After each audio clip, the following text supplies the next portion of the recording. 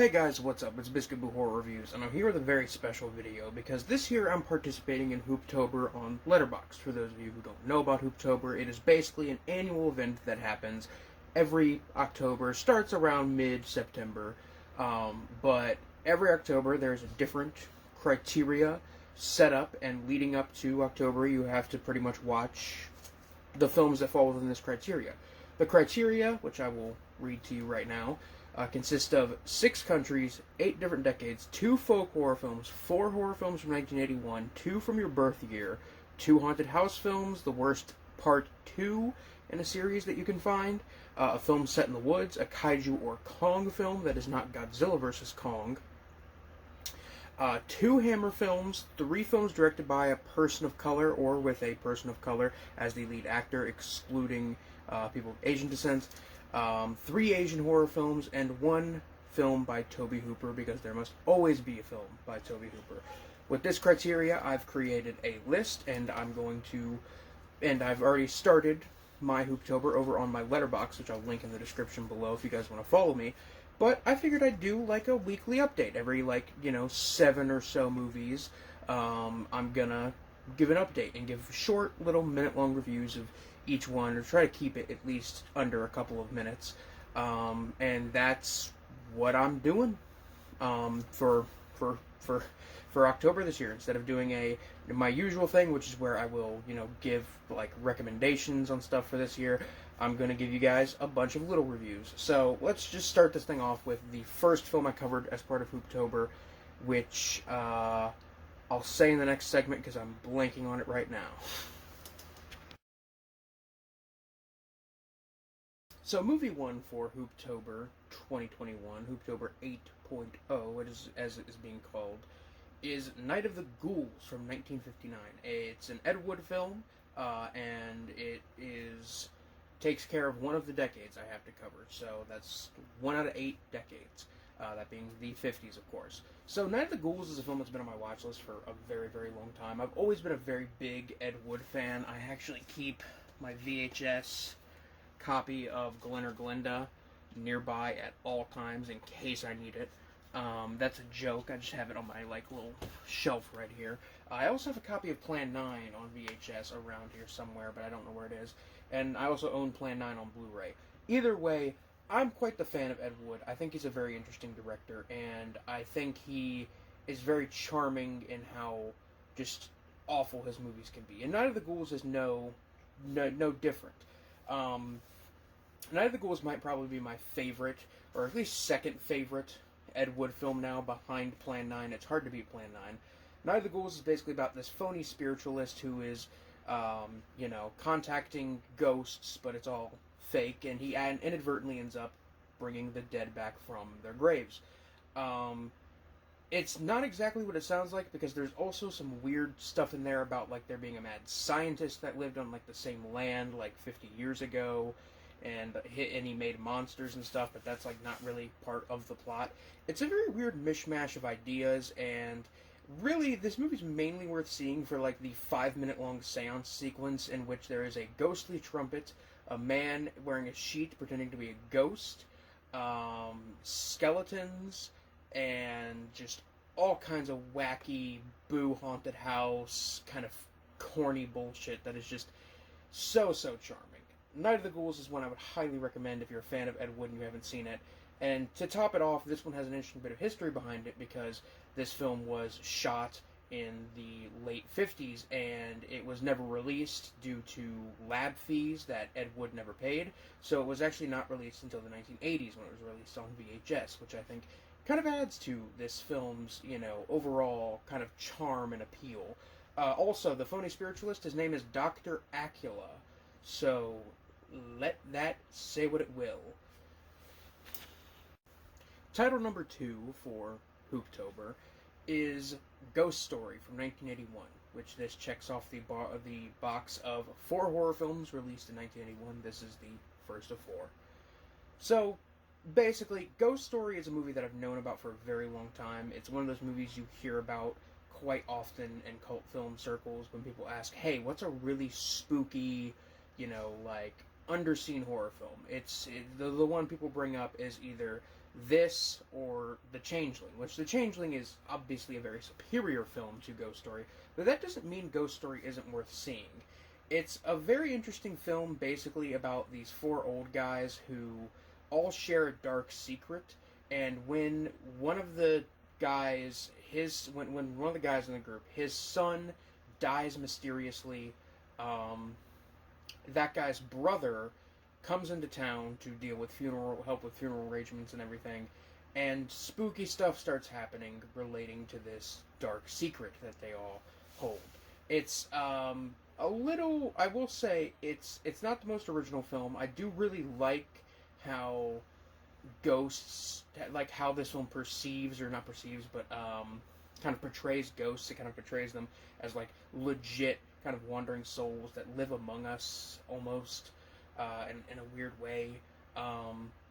There's just like it's well acted. I think it's genuinely pretty well acted. I think the atmosphere is really good. I think it's very well paced. There are some really good scares. There are scares in this film that like feel legitimately pulled out of like Creepshow or like an Italian horror film. I think one that immediately comes to mind for me is the scene with the mirror shattering and the Grim Reaper being behind it in Dario Argento's Inferno. But Ghost Story is a very interesting movie. It's very unique in how it portrays ghosts, I think, especially for the time. And I really respect that about it. I really like that about it. And also it has like a very weirdly specific cast of like old school Hollywood directors that, not directors, but Hollywood actors, playing like a lot of the older characters, which I think is also really interesting to see them in a 80s horror film. It's kind of got that like Hereditary, it's like a proto-Hereditary film almost, where it's like about grief and the horror of something done in the past following somebody down through generations. And I wouldn't be surprised to learn that like Ari Aster saw this movie when he was a kid or something like that, you know? Title number 3 for Hooptober is All Monsters Attack from 1969, which checks off the one Kong or Kaiju film and one of the 3 Asian horror films. Now, technically, this isn't exactly a horror film, however, it's a monster movie, so I'm counting it. It's my Hooptober. Fuck off. Either way, All Monsters Attack is literally one of the only Showa era like mainline Godzilla films that I hadn't seen, because I got HBO Max like right when it launched, and I used that to watch all of the Showa era Godzilla because I hadn't seen all of them. I'd only seen a handful of them, and it was really great to go through the series again. But one of the ones that wasn't on there was All Monsters Attack, which is widely considered by a lot of people to be like the worst of the Showa era Godzilla, and unfortunately I think I'd have to agree. All Monsters Attack is basically just about a young boy who is bullied, and he relates to Manila, Godzilla's son, the son of Godzilla, relates to him in the sense that he is weak compared to people who are bigger and stronger and have more practice at fighting than him, and basically it's just this kid kind of projecting onto the son of Godzilla, and it's almost entirely reused footage from the previous movies. It's basically just Godzilla doing a Gamera where it became a straight children's film for this entry. It only runs like an hour, and I can't say I'm like super angry I watched it, because like what there is of new footage, what little there is of new footage is entertaining. It's relatively interesting. Like, I would never watch it again, but I'm not mad that I watched it. Now, if I was some kid in the late 60s in Japan and I paid to see this thinking it was going to be the next great Godzilla film, I might be a little pissed off. Or if I was an adult, even, in the 60s and I saw this when it came out, I would probably be more pissed off. But from my perspective, this really isn't that bad or harmful of a film. It's just kind of disingenuous and cheap, and it's a really good thing that the series picked up not long after that with the best Godzilla film, Godzilla vs. Hedorah. In the 4th spot for Hooptober is 2013's Jugface. So, this covers both the decade criteria, this being a film released in the 2010s, and the first of the two folk horror titles. Jugface is a movie that I remember seeing on Netflix quite a bit in like the 2014-2015 era of Netflix streaming. I'd always see it. I would always read the plot of it being about like a young girl, and she lives in a weird backwoods cult community, and they want to sacrifice her to a pit in the forest. And I remember always thinking, that sounds cool as fuck. I gotta see that.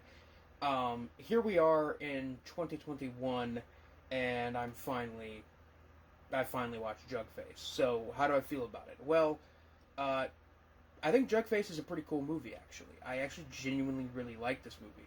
I don't have many problems with it. I will say that, like, it's definitely an extremely uncomfortable and kind of disturbing movie in a lot of ways. There's some really unsavory shit in this movie, but it doesn't go full bananas, full gonzo with it and just, like, become a ultra splattery, disturbing, exploitative film. Like, don't get me wrong, there's some violence in this film. There are some disturbing scenes in this film, but it could have been way, way, way more gratuitous, and I respect that it wasn't. I also really like that it's this kind of weird mix of, like, folk horror, small town horror, and kind of like, just like, again, misery porn, kind of drama horror films. It kind of reminds me, again, of Hereditary in some ways. I know Hereditary didn't invent the idea of making a hopelessly depressing horror film, but that's like the first big mainstream one I can really think of. I think it was said best, basically, by I watched this with a friend on Discord, actually, and she hated this. I thought it was pretty good. But I remember saying to her, this is just like Pathologic 2, but it's white trash edition. And that pretty much sums up Jugface. There are some elements in there that I'm not the biggest fan of, specifically some of the fantastical and mystical elements. I feel like they could have done a bit differently, and I feel like makes it feel a little too much like the novel of Pet Sematary, specifically. But I'm not gonna harp on that. Jugface is a pretty cool movie.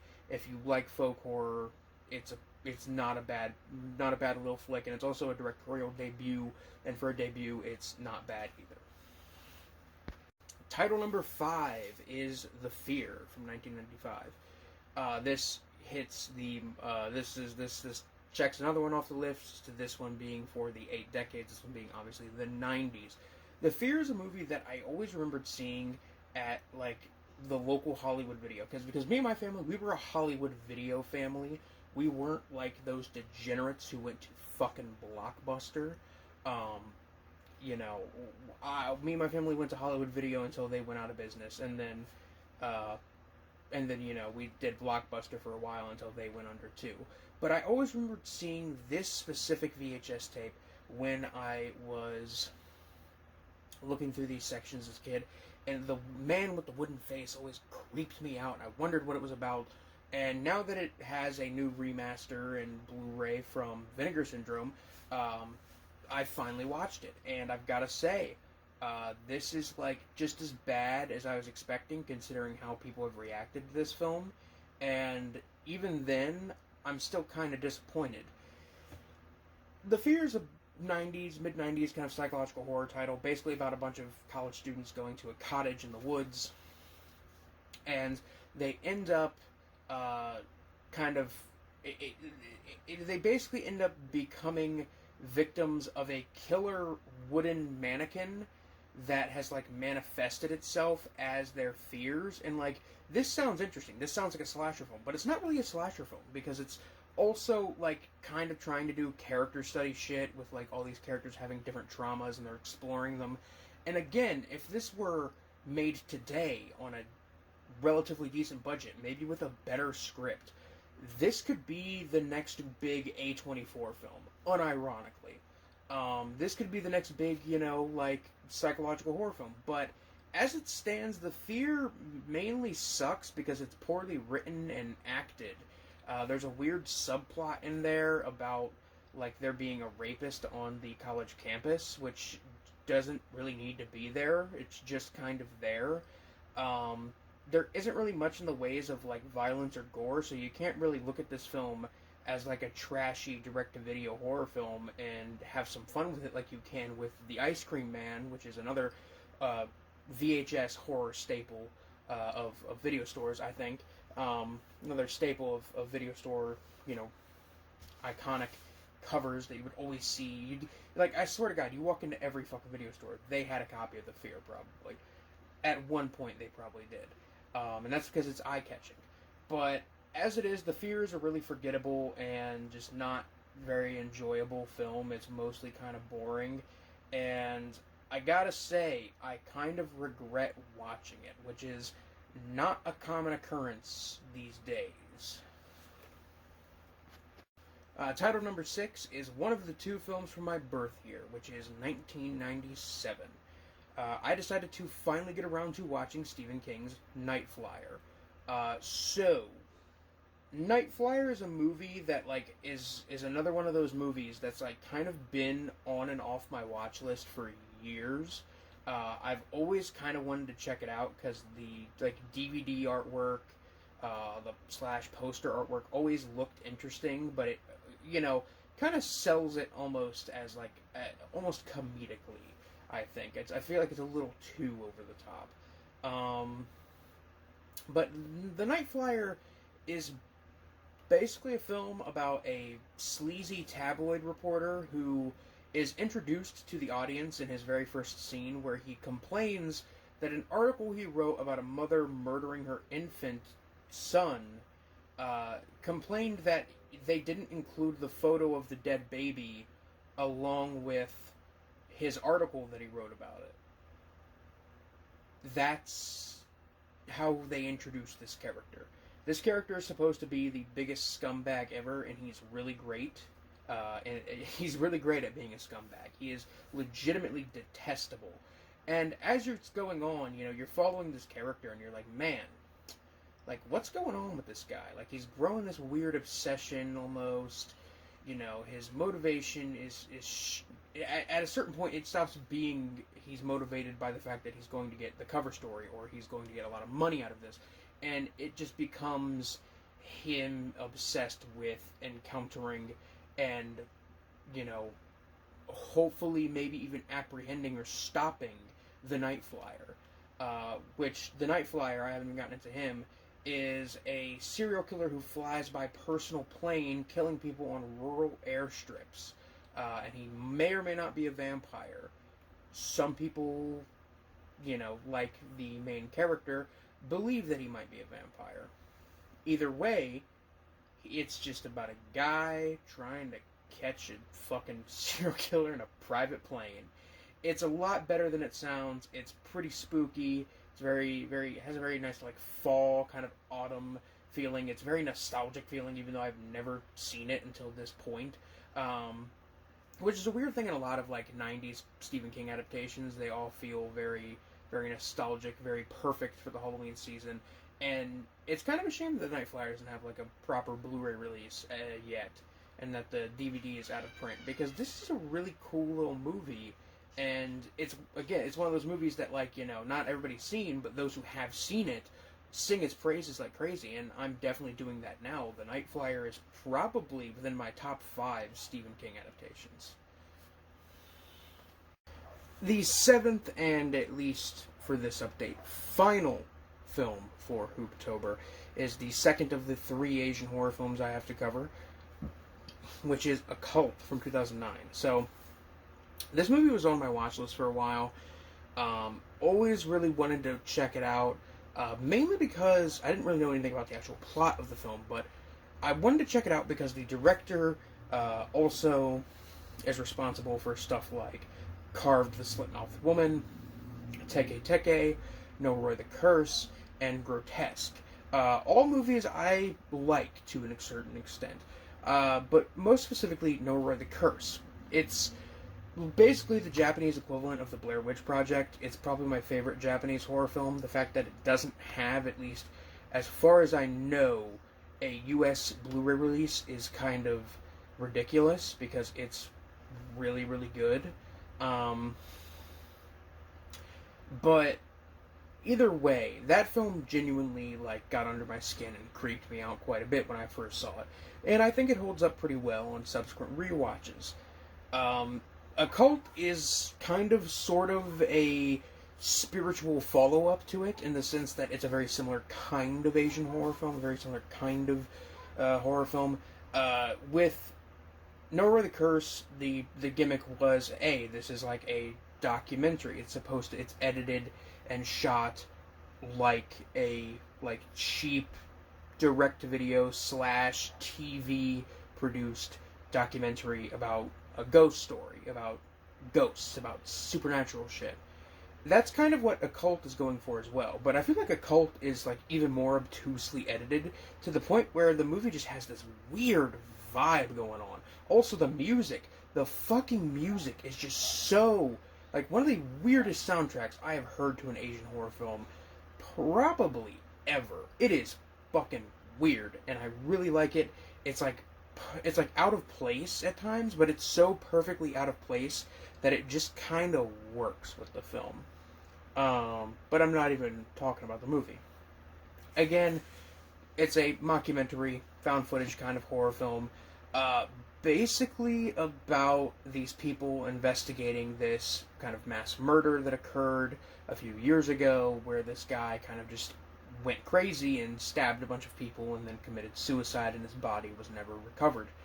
And it's just kind of about them talking to the survivors, and yeah, that's what it is about. And they're also talking about other stuff. It feels like somebody, the movie genuinely feels like somebody looked at like a film like Paradise Lost and thought, man, that's a really great like courtroom drama, really great, not courtroom drama, but really great like true crime doc. It's very interesting, very sad, very tragic. Let's add UFOs and ghosts and cosmic horror, and that's Occult. That is Occult. And I really, really like this one. This one was really, really great. Definitely like almost as good as Nowhere the Curse. You know, I had a little bit of a hard time focusing on it sometimes and paying attention to it at times, but like, I think that's more of a me problem than it is a problem with the film. But either way, that is the first 7 titles for Hooptober 2021. My first attempt at Hooptober, and I hope that this turns out great. Again, those 7 titles are Night of the Ghouls from 1959, Ghost Story from 1981, All Monsters Attack from 1969, Jugface from 2013, The Fear from 1995, Night Flier from 1997, and Occult from 2009. Out of all of those movies, I think I'd recommend Night Flier and Occult the most. The one I would recommend the least is probably The Fear and All Monsters Attack. Other than that, these are all very much worth checking out. Anyway, guys, that's the first of hopefully a couple. Hopefully I continue the motivation. I stay motivated to produce these videos. That is the first of probably 3 or 4 Hooptober videos that I'm gonna go through. Either way, that's it for now, guys. And I hope you have a good one. Thanks for watching. This is Biscuit Boo Horror Reviews, signing off. Peace.